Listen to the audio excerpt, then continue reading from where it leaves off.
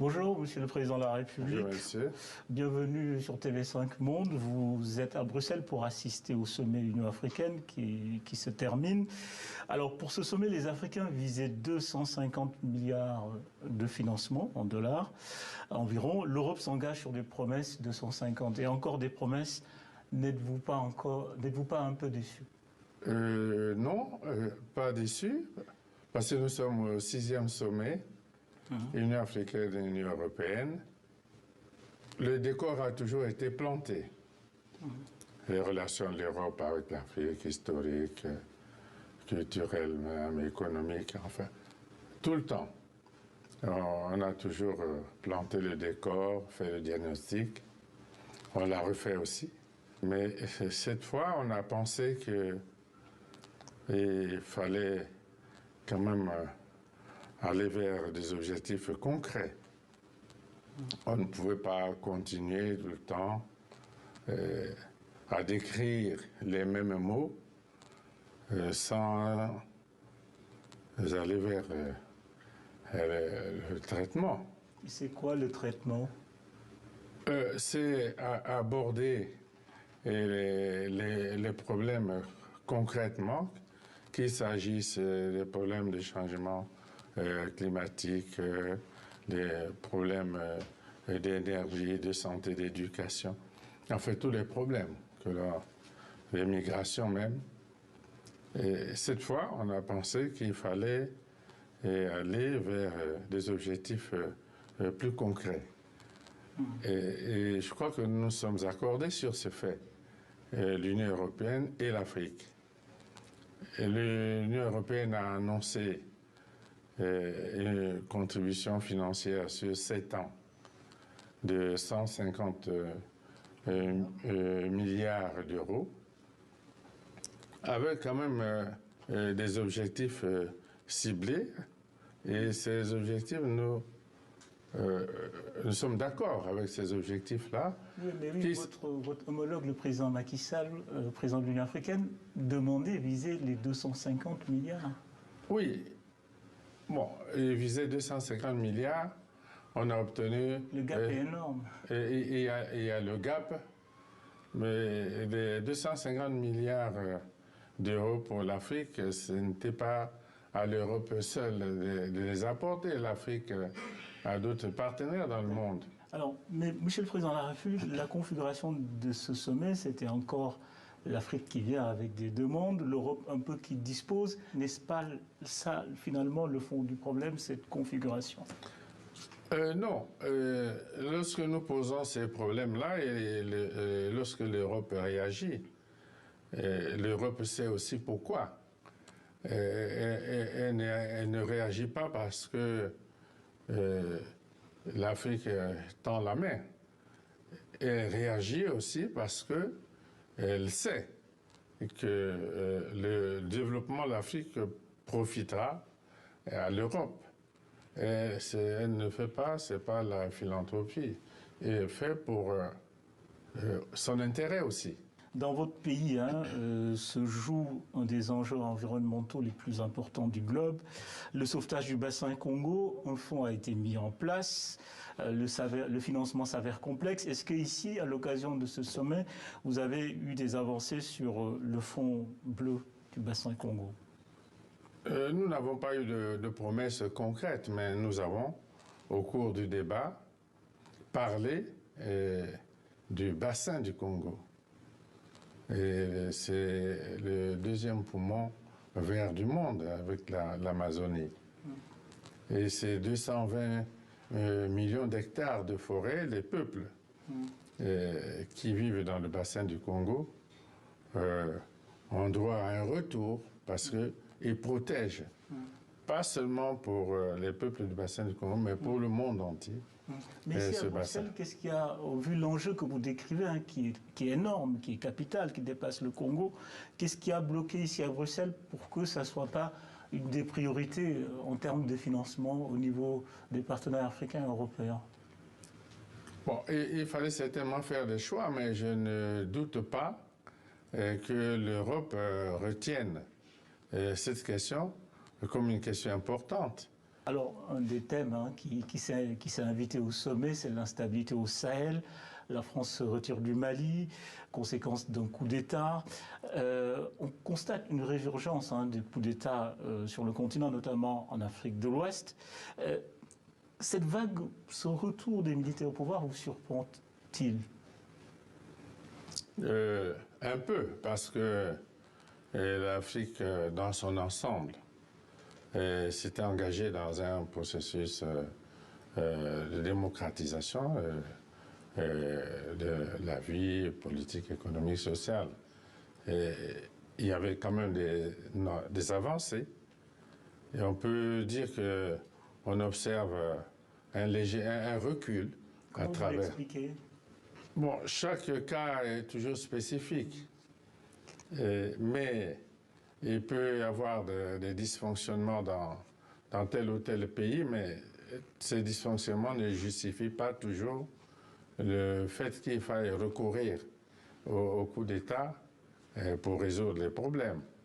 Mais dans tous les cas, partout où il y a eu un coup d'État, les militaires ont toujours posé le problème de retour à la vie démocratique dans le pays, dans tous les pays. Toujours une transition, un gouvernement de transition, et puis au bout, c'est toujours les élections. La junte malienne demande quand même 5 ans à la CEDEAO qui a été obligée de prendre des sanctions. Oui, elle demande 5 ans, mais est-ce que ce sera 5 ans? Je ne suis pas sûr. Ce que nous pouvons proposer, c'est que la junte entre en discussion avec la CEDEAO pour trouver un compromis. Ce ne sera certainement pas 5 ans. Alors, sur le continent, on note une jeunesse africaine qui conteste de plus en plus la présence française, quelle que soit sa forme militaire, et qui s'exprime de façon très bruyante. Comment comprenez-vous cette nouvelle génération qui se manifeste avec parfois un discours très radical, qui demande le départ de la France? On a vu dans beaucoup de capitales des manifestations de jeunes qui demandent purement et simplement le retrait de la France comme au Mali. Mais depuis les indépendances en 1960, on a toujours connu en Afrique ce mouvement de revendication de la jeunesse africaine qui voulait toujours plus d'indépendance, plus de liberté, plus de dignité. Ce n'est pas un mouvement nouveau. Elle est un peu plus forte, non? Je ne sais pas si c'est plus fort, mais non, on l'évaluera. Mais ce mouvement-là n'est pas nouveau. Et on devrait en tenir compte. La jeunesse africaine a toujours voulu de l'indépendance véritable de l'Afrique. Monsieur le Président de la République, une question de politique intérieure. Un groupe d'experts de l'ONU a demandé à 2 reprises la libération de Jean-Marie Moukoko et Okombi Salissa, 2 opposants. Le général Moukoko est malade, il a même été évacué pour des soins médicaux à l'étranger. Pourquoi une solution politique demande? Pourquoi une solution politique n'est pas possible? Qui a demandé, vous dites? Le groupe d'experts des Nations Unies. Les experts. Ouais. Les experts de l'ONU. De l'ONU. Cette demande ne nous a pas encore été exprimée.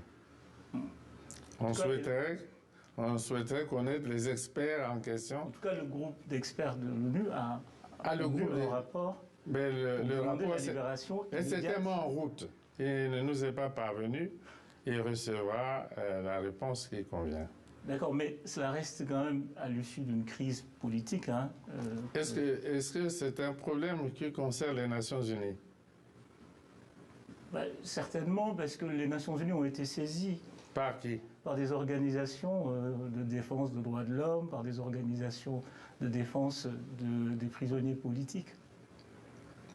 Bon, ils ont saisi les Nations Unies. Les Nations Unies ne nous ont pas encore saisis officiellement. Et alors, si vous êtes saisis, est-ce qu'il y a une solution possible?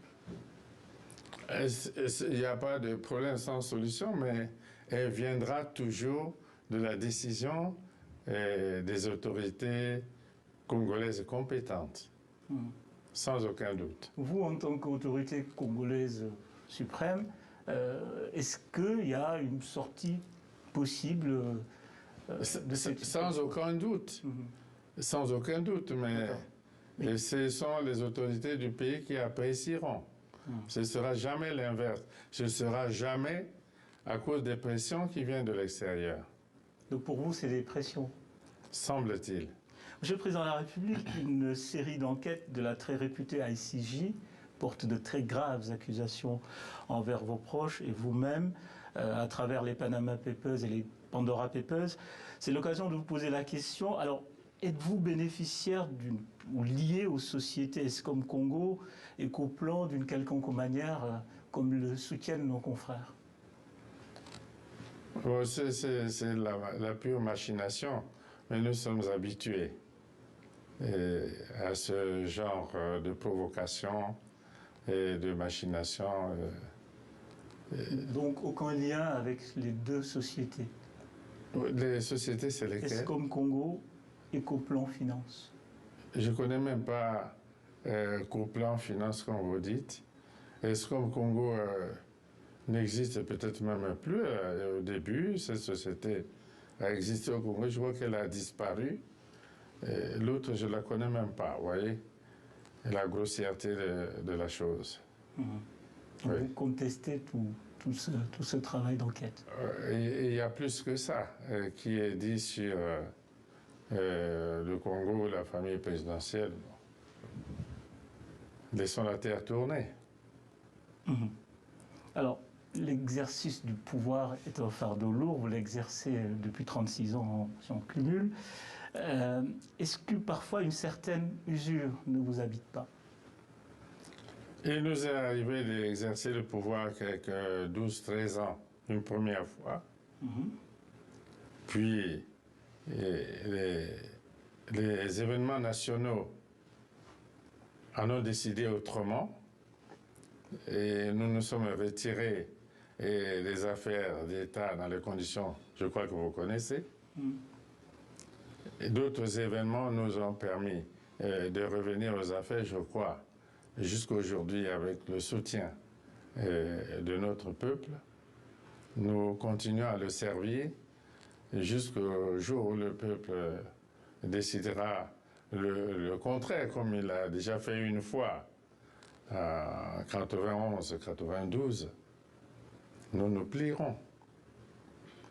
Vous envisagez une sortie, une retraite? C'est Dieu seul là-bas qui sait. Merci, Monsieur le Président de la République. Merci Merci de nous avoir reçus. Merci beaucoup.